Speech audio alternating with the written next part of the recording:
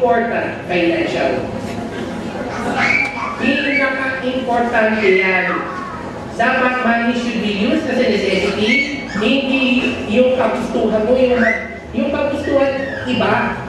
When you say yung kagustuhan mo, you have to buy most expensive watches, you're going to buy most expensive jewelry, like that. Samantala, the kid is too small.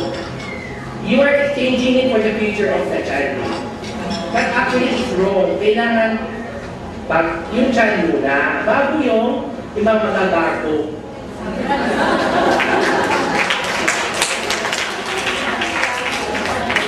And then, from finance, yes, okay. Another slide? Okay, the two sets of the parents. First of all, the two of the parents. Number one, teamwork is the key. Both father and mother must have a sense of communication and cohesion. Ibig sabihin, kailangan nag-uusap sila. They have to grab each other and trust each other. Hindi pwede yung akong bahala dyan dito.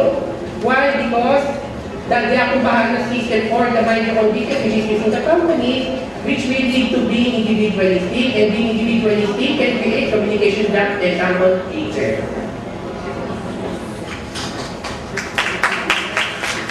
Okay, after teamwork is the key, teach them by example. Teaching is taught by not only on sayings, but also in actions. Kasi ang teaching, hindi lang salita eh, kailangan ipapakita mo. Yun ang experience mo. Hindi ka pwede magiging naskubo, hindi ka pwede bumo ng katang-isip. Kailangan yung na-achieve mo, yung totoong na-achieve mo. Hindi papakita ng certificate at ginagawa mo ng direkto.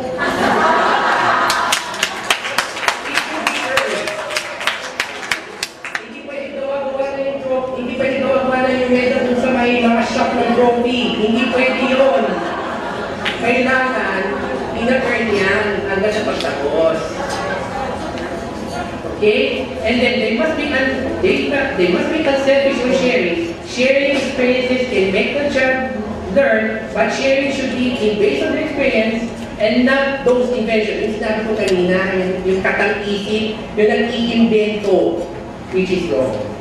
Dapat, kung totoong kwento, hindi ka dapat mag-share na ito, ginawa mo din, ginawa ko yan. Kasi pag sa akin ang anak ko, tatanong din sa'yo.